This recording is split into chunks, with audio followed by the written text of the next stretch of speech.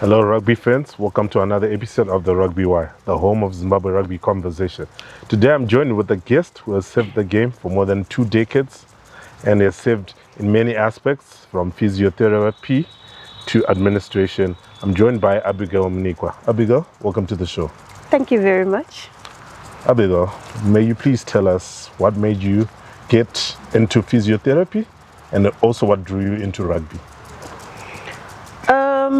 First and foremost, I love sport, and I've always loved sport. So it was during my high school years when I was in, I think in lower six or upper six, and we went for these career guidance sessions. And there was a physiotherapist who came to talk about the profession, and I was so intrigued about it. And from then onwards, prior to that, I didn't know what I was going to do after school. It is after A levels. And then from then onwards, I just said to myself, I've found something that speaks to me. So it was a combination of the sciences that I was doing at school, and there was the sporting aspect that I really was interested in at that time, because I used to play tennis and hockey. So it was at that time when I then said, this is what I'm going to do. And I've literally just grown from there. Did you ever imagine that you will serve for ZimbabweRugby 2 decades later? To be honest, I didn't. The reason being, when I started off, I thought it was a once-off thing. So in 2006,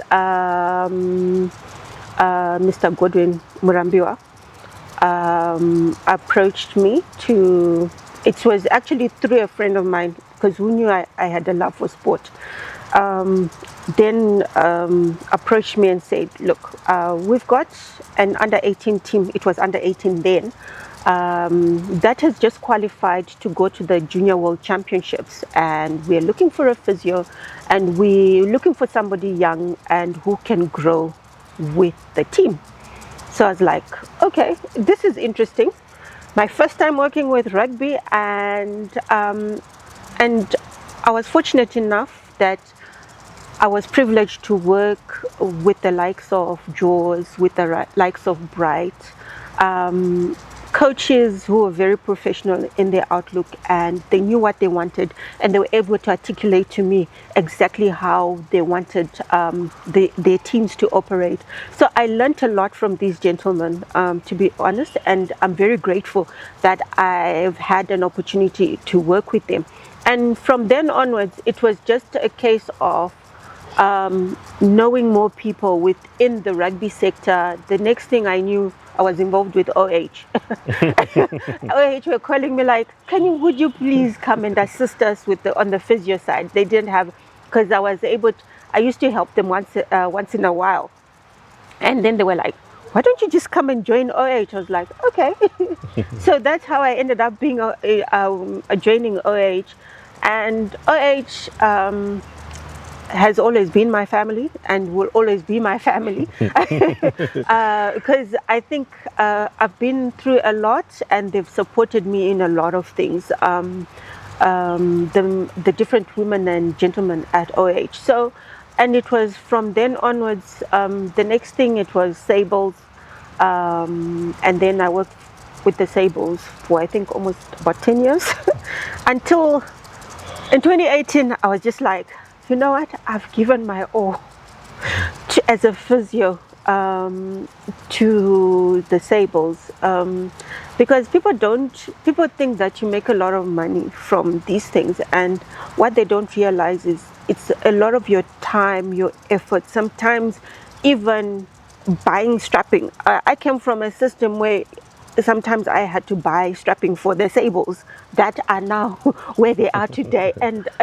for me, it's the joy that I feel seeing the Sables qualifying for the World Cup is very different from a lot of people, because it's something that is very personal to me.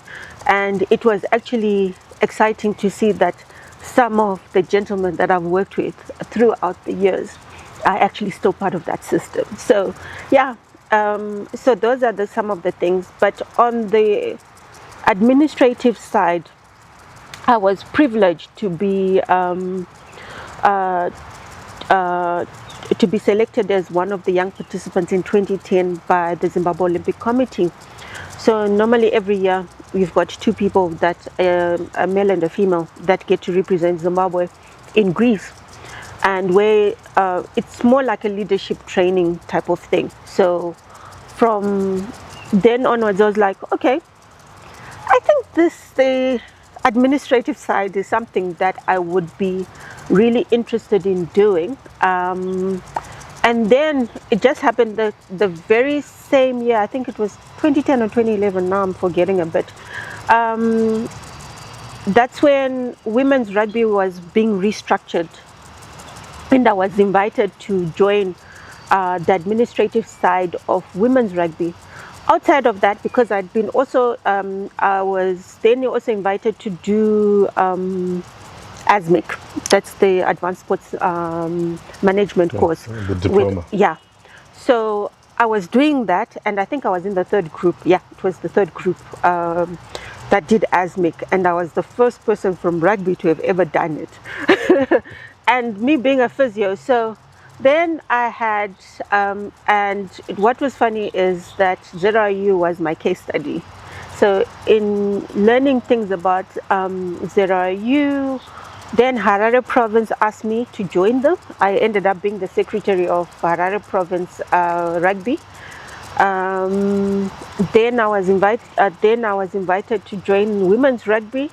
I initially joined as a committee member. Then I moved later on, then became secretary. And then until 2013, when John Falkenberg became the president of ZRU? Yes. Initially, I joined after Aisha left. I stayed on for, I think, another year. There was somebody else who had become the chairperson of women's rugby. But unfortunately, from a growth perspective, we didn't see eye to eye. At least I could see Aisha put in a lot of, the late Aisha, that is Timber, she had put in a lot of effort, and she had put us in a position where we were poised for growth. And then somebody else came in when she was then appointed to be vice president of ZRU.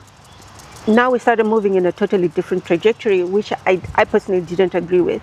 So I decided to step away. So in my stepping away, I was then brought back when there was a crisis happening within women's rugby, and they needed to go to Morocco. We were called to come and assist, making sure that they went for the Sevens tournament in Morocco. So I came on, and then the following year with John Falkenberg coming on board, he then asked me, Abby, can you please take over women's rugby, running women's rugby? And prior to that, with Aisha, I think one of the people I'm truly grateful for was the late Aisha Simba, because she allowed you to grow, you know, and because she allowed you to do things and would support you. So in that, I had the privilege of running with the girls, the schoolgirls side, where we had the initial with us playing at the Dairyboard Rugby Festival for the first time. I was one of the few people that was instrumental to that, and you could see, because the first year in 2012 we had 5 teams progressing to 12 the following year. Before you know it, we had over 42 schools participating, I think by the 5th edition. So that was tremendous growth, and because of the support that was also in the background back then. So 2013 took over until finally then I took over. I was then appointed. I wasn't elected. I was initially appointed to take over, and then later on was elected to be chairperson of the women's rugby. Then I ran it for 2 terms. My terms came to an end in 2023. Yes, yeah. The World Cup year. Yeah, 2023, and yeah, and that's basically been my journey in rugby. Can you mention some of the sacrifice you have taken, whether as a physiotherapist, you've mentioned about buying strapping, but also administration side, I'm sure there are a lot of sacrifice or sleepless nights which you have gone through just to make the game go forward? I mean, as long as you're an administrator in sport in Zimbabwe, you always have sleepless nights. That much I can tell you.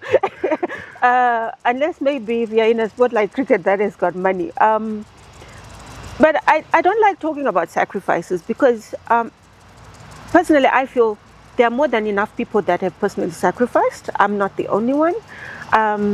There are many people that I worked with, and those who were before me, those people will come after me that will continue to sacrifice. So me talking about my own personal sacrifices, it's not, I feel like it's wrong. Okay, because you get into these positions understanding the situation on the ground. I think that's also very important. You need to understand what you're getting yourself into. That's the reason why I was able to stay there for such a long time, because I knew what it meant. I knew what needed to be done, and there are times when you will step in when that needs to be done. It doesn't matter whether you're giving bus fare to players, whether you're buying boots for players. I think for me that's irrelevant because I'm not the only one who's done that, and there are other people who've done that for the girls. So I don't like talking about that. And what are some of your highest within ZimbRugby, whether as an administrator or whether as a physiotherapist? Okay, as a physio, with the Sables qualify, having won the Africa Cup in 2012, that was, I think, my favorite team to have worked with, 2012, and just to see, because I saw the boys, the heart that they had. It was unfortunate that back then there was no money, but that was a team that had so much heart. So that was in 2012. And as an administrator, I think us hosting the Women's Sevens tournament, I remember, and I think I remember being told that that was the best tournament that was held in Africa, within Rugby Africa that year for both men and women. I mean, pulling that off we had a great team working together, and then as an administrator, that was a proud moment. Yeah. And what's been your lowest moment within ZimbRugby?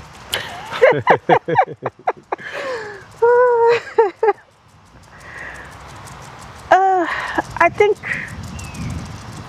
it saddens me that over the last few years, the infighting that has come about, it saddens me that I've seen a lot of great leaders having left the game with so much frustration that they do not want to come back and give to the game. So, and it's sad. It's really sad, because there are so many people that you can learn from. And even as an administrator, when I got into rugby, I knew I didn't know it all, but there are people that have been there. And one of the greatest people that I'll speak of in rugby, who's given so much in rugby and who is not given enough credit, is Mr. Temba Sibanda. For me, not only he supported me as a physio, he supported me as an administrator. Even after he left, he's a person where you could call and say, Temba, and you'd be like, hey, what is happening? And he will give you an honest answer. And that is one man who also sacrificed so much from his own pocket to give to rugby, and I don't think he gets enough credit. So from my own personal perspective, I think he's one of the greatest presidents that we've had within ZimbRugby. So I can't say anything more than that. With the IMC now in place after the infighting, what do you think? You're now outside, just looking from outside. What do you think IMC can do to solve some of the governance issues which have dogged Zimbabwe for quite a while? And you mentioned that towards your end as an administrator, there was a lot of infighting within the union, which really has continued and spilled over and resulted us having now an IMC. Look, because I think after I left ZimbabweRugby as an administrator, I really took a hands-off perspective because because I tried to do a handover takeover and people were not interested. Then I just decided, you know what, at the end of the day, whatever happens, I will not be, I don't want to be involved, and I don't want things to be said that I was an influence to whatever is happening. Because for the longest of time, I had a relationship with a lot of the girls they're basically my kids, you know. So because I had an open door policy with the girls, so I took a hands off. So with regards to everything that was going on, I'm just like the rest of the public.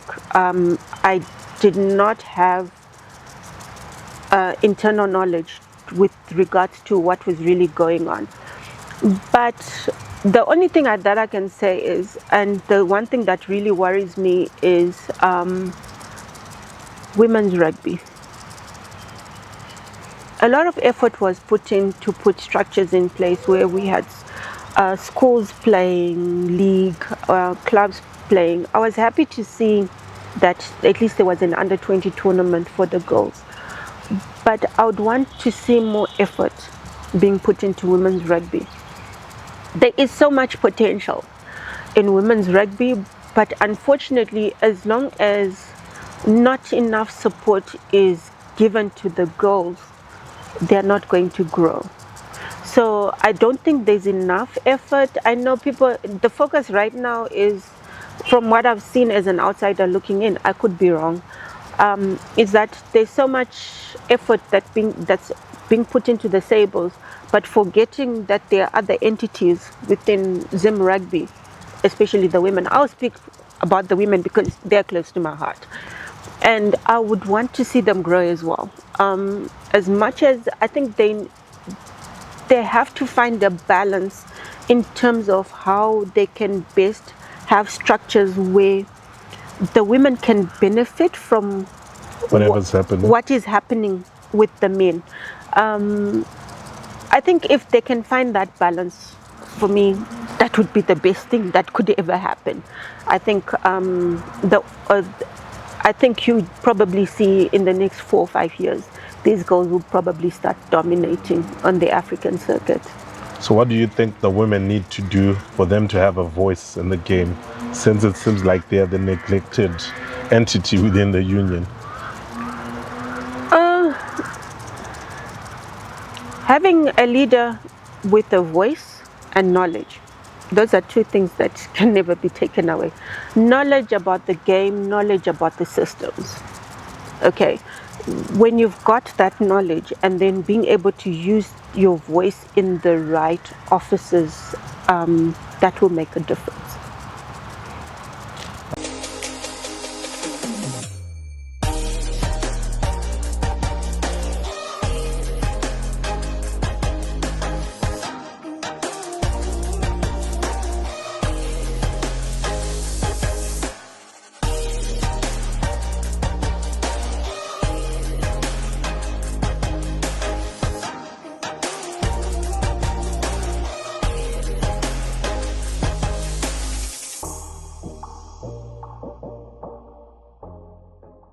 You have served in rugby for more than 20 years as an administrator and as a physiotherapy. But which other sports have you worked physiotherapy side? Okay. I've worked with a number of sports because of my involvement with the Zimbabwe Olympic Committee.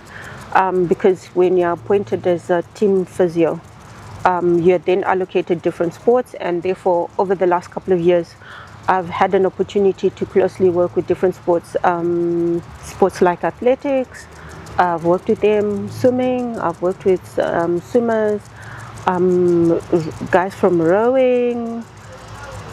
I've done a little bit of football, but not much. I last did football a long time ago. I at one time, yeah, I worked with the women's under 20. Yeah. Was that football? The football, yeah. I've worked with the women's under, that was a long time ago. I think around 2012. Yeah, somewhere around there. And I've also had an opportunity to work with the senior women's soccer as well. But that was a long time ago. But I've mostly worked with rugby. Most of my experience is with rugby. But now I'm also working with different sports, especially with my involvement with the Zimbabwe Olympic Committee. And in rugby, which other common injuries have you treated over the years? Geez, I've seen them all. I've seen them all. I've seen them all from ankle sprains, back problems.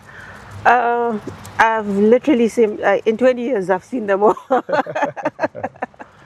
Then, is there any player in the past where you have helped them with their rehab to heal faster and they came to you and thanked you? I think I've dealt with a lot, actually. I've been blessed to work with quite a number of rugby players. And sometimes the rugby players are never happy when you tell them, oh yeah, you're out for the next 2 weeks. And they look at you like, right, it's not happening. Or you're out for a month. But I've had the privilege of helping quite a number of players. And yeah, a lot of them will always come back and say thank you, from the national teams to club, because I've worked with different, from clubs, schools, clubs, national teams, so I've worked with so many. So pinpointing one person would really be unfair for me to say.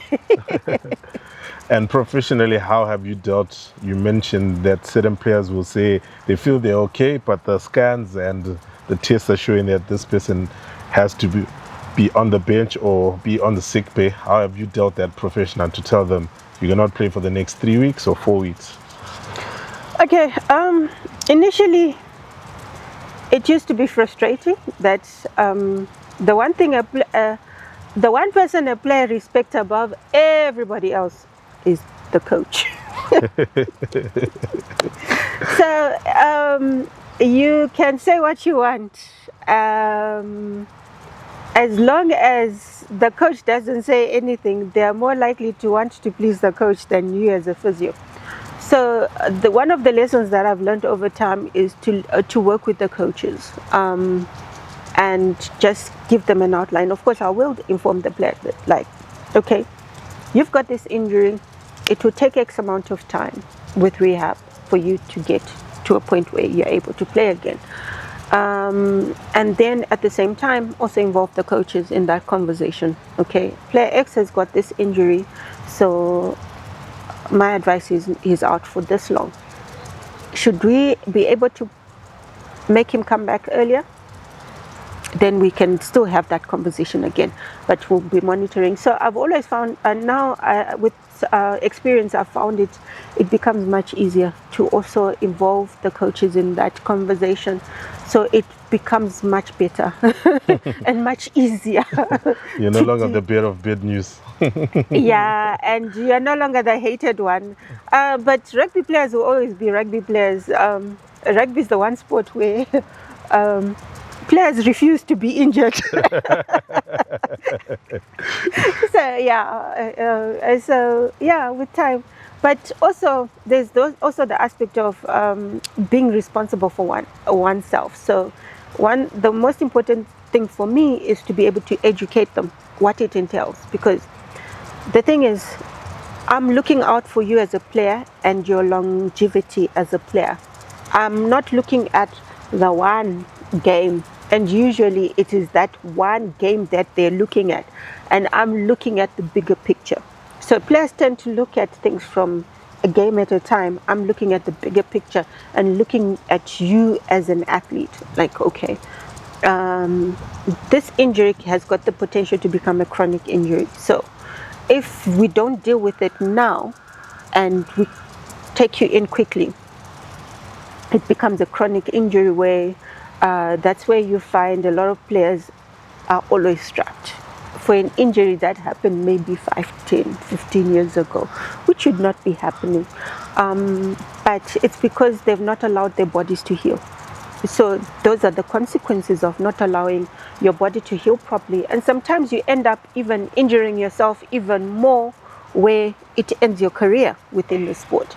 So I always try to make time to educate the player, so that even as much as I will also involve the coaches, so that they make an informed decision. So when they're making a decision, tomorrow I don't have to come back and say, I told you so. Yeah, so that's it. You had the opportunity to travel worldwide with the Sables, with the Junior Sables, and with the Team Zimbabwe at the Olympics. Sports science and physiotherapy and rehabilitation, where do you think we are as a country currently? Okay, this is, I think, something that my commission, because I'm currently chairing the medical commission at the Zimbabwe Olympic Committee. Right now, with issues regards to, all you're talking about is basically high performance. If you look at it from a blanket perspective, it's high performance. And the most unfortunate thing that is happening in the country is everything is very isolated. Okay, you might have somebody doing something in this little corner and they're calling it high performance. Somebody else is doing something in their little corner and they're calling it high performance. But it is not. We don't have a high performance system, so to speak of, within the country.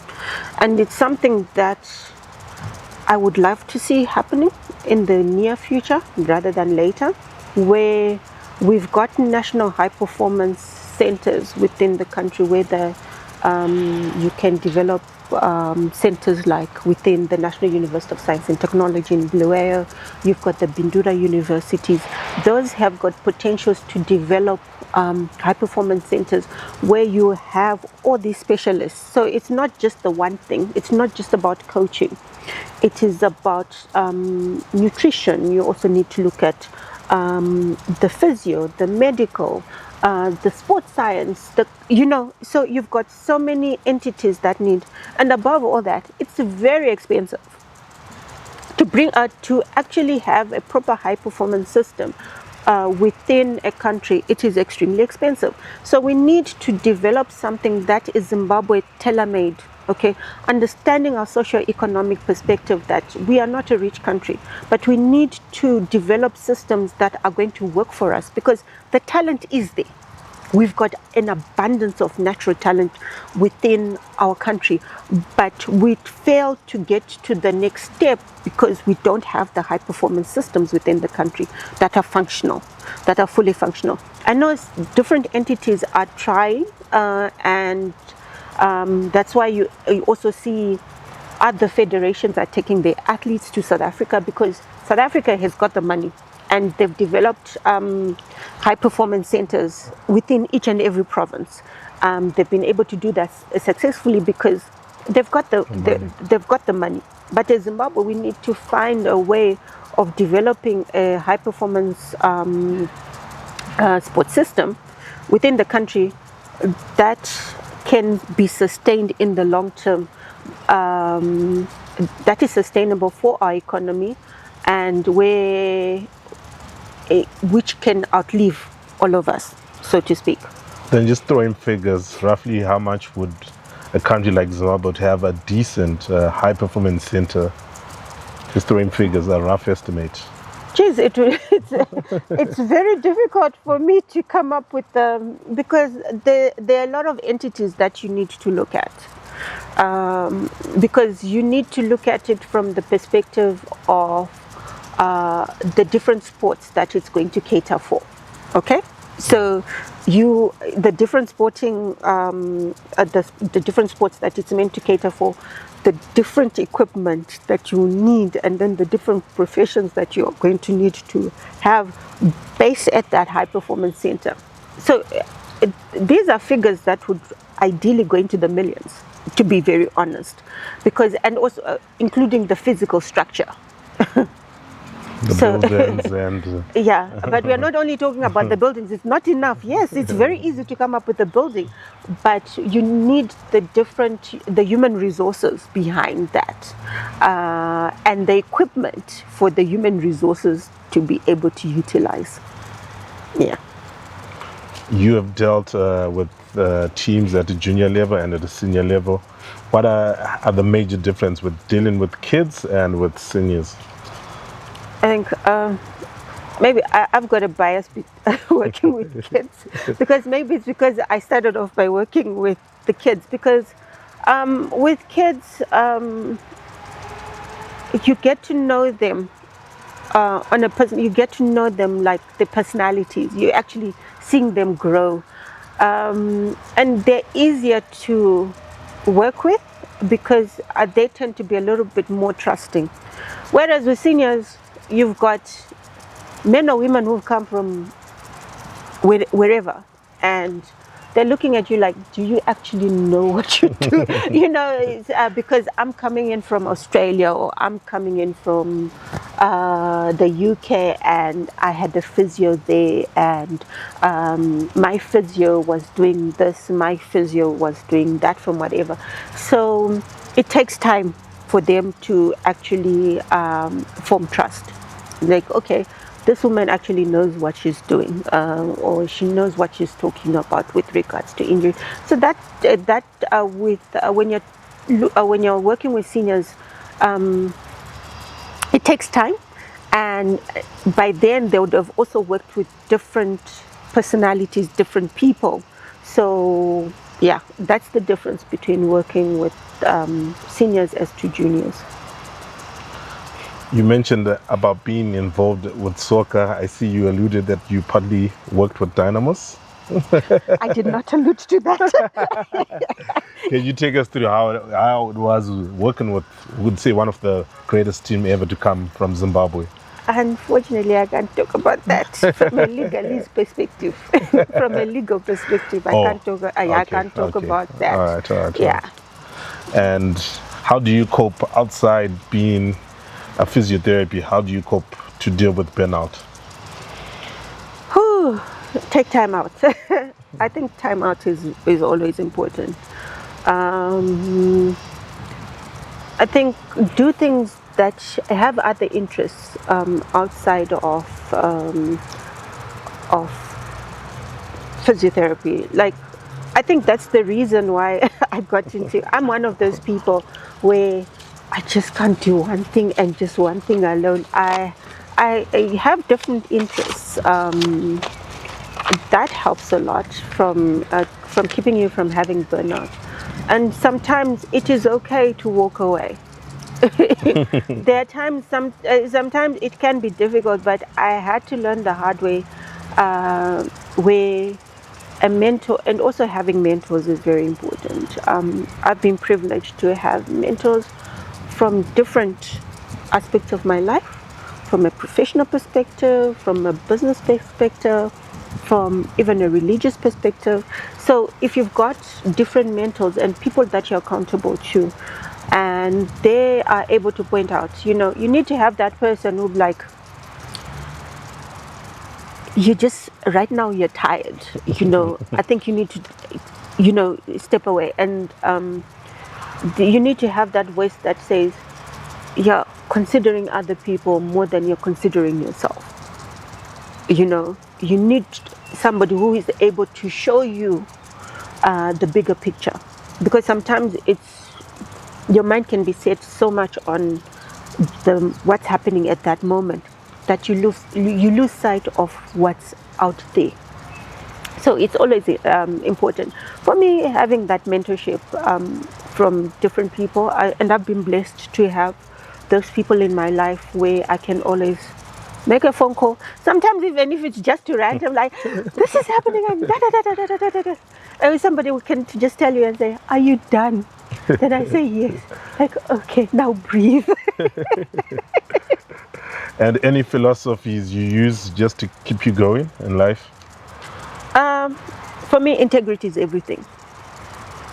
There's only one thing I control in my life, and that's my name. So whatever it is that I do, I'm very mindful of that, and also understanding that life is what you make of it. Through all the experiences that I've had in life, be they good, be they bad, but they have actually molded me to be the person that I am today.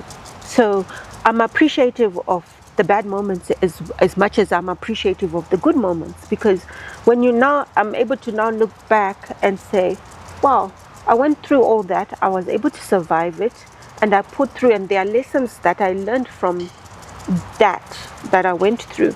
So how do I make them better? How do I make myself better? And that's the bad moments have actually pushed me to become a better physio, a better person. Because the moment you tell me I can't, it's literally what you're actually saying to me is, what is it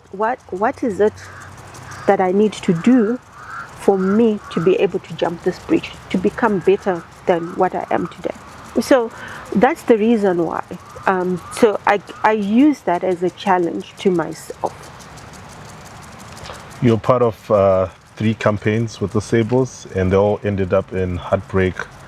How did you deal with all those campaigns when you're part of the Sables? Yeah. It's heartbreaking. I won't lie.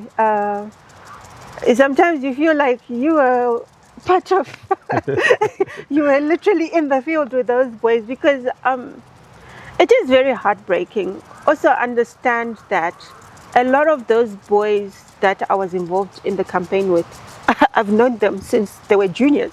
So I've worked with so many of those boys, and I've seen these boys become men.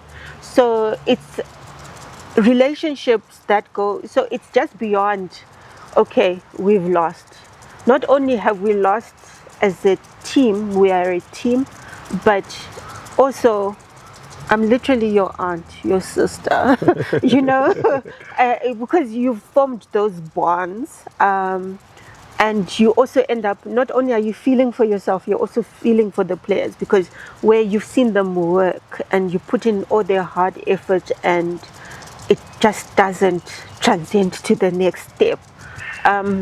That's the reason why it's so exciting to see the Sables actually qualifying now for the World Cup, even though it is 3 campaigns later, but I'm still excited, and it's something that I've promised myself, that I will actually go to Australia and watch the Sables play as a spectator, and I will be cheering on for the Sables, because this is something I've wanted to see them succeed in, and it's something I never thought would happen anytime soon, and I'm really excited. So Australia, we are going, watching the Sables live playing. So definitely we're seeing you on the sidelines in Adelaide. Definitely. Definitely. I just promised myself, the moment they just qualified, I said, no matter what, I will make it to Australia in 2027. And I'll be pitch side with my flag raising, come what may, because I think it's been a long time coming, because it was really an emotional, I can actually remember the day and where I was when the team qualified, because I never thought I would cry, but I cried. And because the emotions of having been part of that system for a long time and then finally seeing them succeed, it was a very emotional day for a lot of people. And it's amazing. You don't understand how emotional it was for the different people that have worked within the Sables. With the Sables, so it was a matter of phone calls like, "Cha, have you heard?" Yes, and yeah, it was really exciting. So it's not only exciting, and it was really exciting from a personal perspective for a lot of people that have been involved. And I hope that they will also give credence to those that have come before them. People who work with disabled, not only as players, but administrators and coaches, and who've put in so much. Because for us to get to where we are today, it just didn't come from yesterday. It just didn't happen. This has been, I've seen the growth from as far back as 2009. I could be wrong, but from where the growth has been coming. I saw us coming from Group C, then Group B, then we get to Group A, then bringing Kenya to Zimbabwe in 2010, and people who've put in their finances, their time, their efforts, the coaches, you name it. I could name the coaches and the passion that they had for that team and them giving it to their all to get to the point where we are at today. You also need to give credence to those that have paved the way to make the foundation, because the foundation needed to have been laid for this to have happened. It just did not happen by accident. It's because of what was laid before, and we need to have an appreciation of that as well. And I hope that as I've said, credence is going to be given to those that have been there before and who put in their hearts. It may not have happened, we can only do so much. Winning and losing is not is not ordained by us, but it's what happens on the day. There are times when we thought, like, right, this is our year and we're going to make it. And what happens? it's I think in 2014, if I remember, yes, how did we lose? And it was just merely by points. It was a point system. We're almost, every time we are almost getting over the last hurdle, but we just somehow managed to lose it. So I also think, kudos need to be given to those that deserve it as well. And I hope ZRU will be able to give even some people even tickets for them to actually watch this thing happen, because it's something that is really historical. And I know so many people that have put in so much for this team to get to where it is today. ZRU is not Sables, and Sables is not ZRU. But of course, Sables, we cannot take away the fact that the Sables are the backbone or the main team of the union. Of course. But we shouldn't lose sight of the fact that we've got under 20s, we've got women, we've got the cheaters, both men and women. So if we forget about the other entities, then, and also not only these national teams, but I'm also looking at the clubs, the provinces. We need the National Rugby League. That's my personal opinion, okay? That we need the National Rugby League for both men and women. We need to make sure that rugby is being played at grassroots levels for both men and women. And we need a proper league at school level, where we can't have a system where schools are playing against each other at invitational perspective. We need a proper league. We need something that is more competitive. So unless we fix things from the bottom, is this, if we are lucky, it can, but I think we need to be very strategic about how and what we do from here onwards. It's an opportunity for us. Hopefully, hopefully with the interim committee in place, they shall put systems in place to ensure that governance issues are adhered to moving on forward, and proper structures are put in place. and I'm pretty sure things will need to change with us becoming a tier 2 nation. Now, a lot of things will need to change from a governance perspective, and I hope those changes come through. It's not going to be easy. It will take time. It needs a lot of time, a lot of effort, a lot of interest. So whoever will come in as the ZRU president needs to have an understanding of the foundational needs of the union, and needs to have a strong governance background as well. So there's a lot of work that needs to be done. Right now, yes, the focus is on the Sables, hooray! But after 2027, then what? Is my question. Then what? What systems are we putting into place to ensure that we qualify for the next World Cup? What systems are we putting in place to ensure that our women move from Group B to Group A? What systems are we putting in place to ensure that our under 20 win the Bates Trophy and go for the Junior Trophy? What systems are we putting in place to ensure that our cheetahs get to qualify, for core status within whatever? But those things cannot come about without a strategy. So we need to have, first and foremost, a strategy. What's the 4-year plan? What's a 10-year plan? Okay, you need to look long term with regards to ZimbabweRugby. How is it that we are going to get there?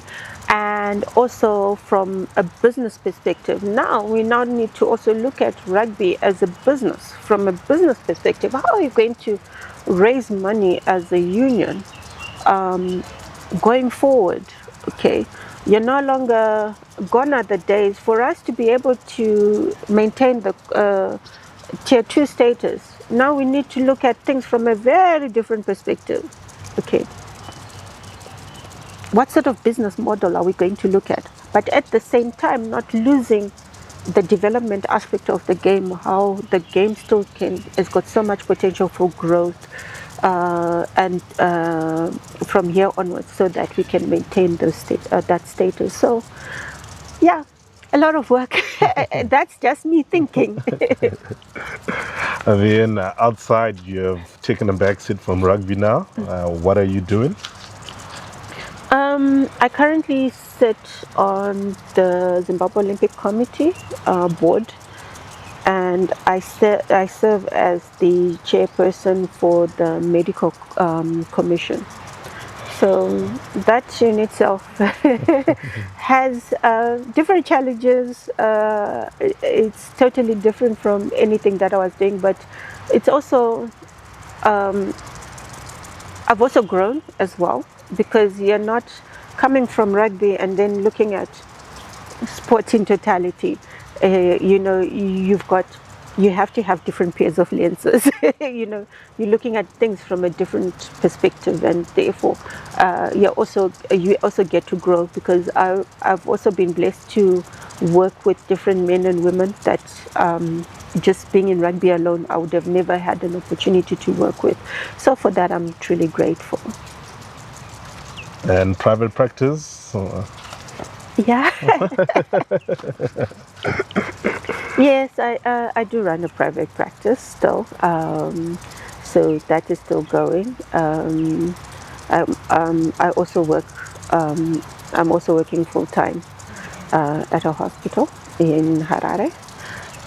So yeah, that is what I'm doing now.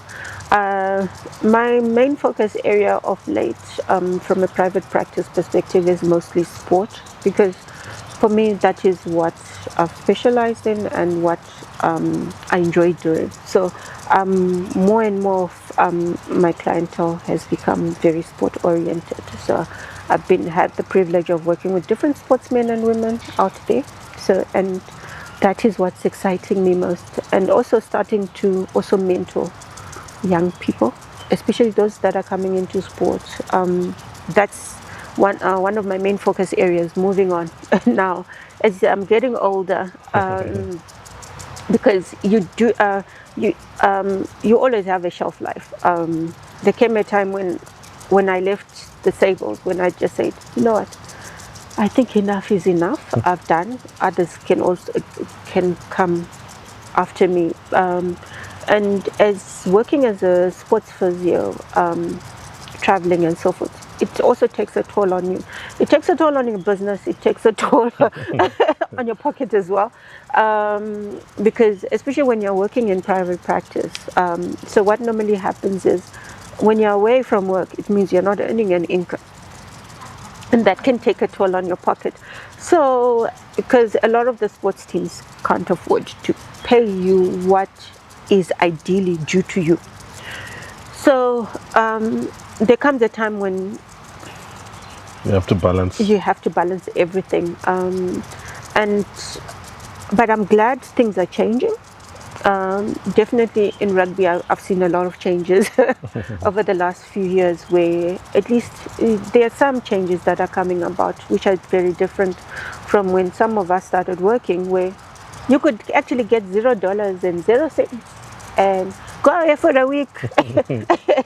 And people don't realize you've lost 1 week worth of income from your practice. So yeah, I'm glad to see that is changing as well. So which is good, and just assisting other young people coming through the system, so that they don't have to face the same hurdles, same challenges that I did, and also help them navigate some of the challenges that may come about as well.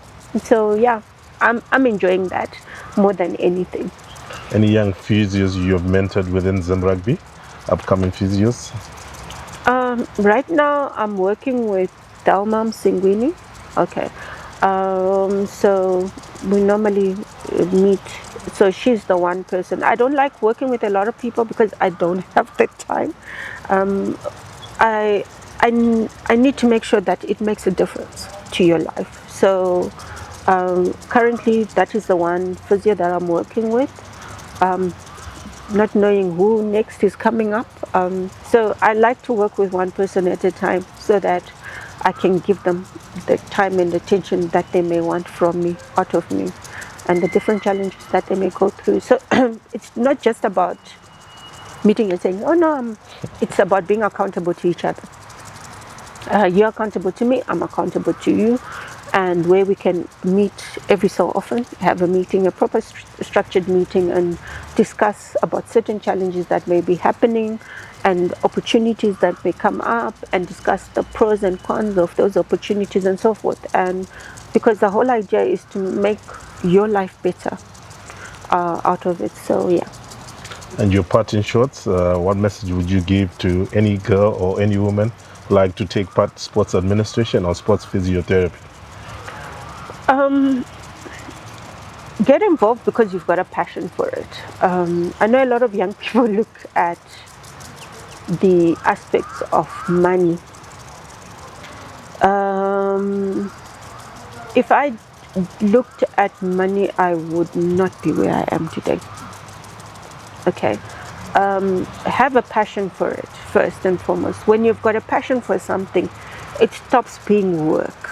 So I've got a passion for physio, I've got a passion for sport, and it just happened that I then got into those two things, and I was able to bring those two things together. So, and that's the reason why I've been able to thrive in those areas. So for me, that's what it is. Before you consider anything, do you enjoy it?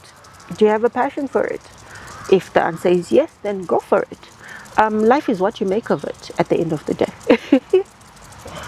Abigail Mnikwa, it's been nice.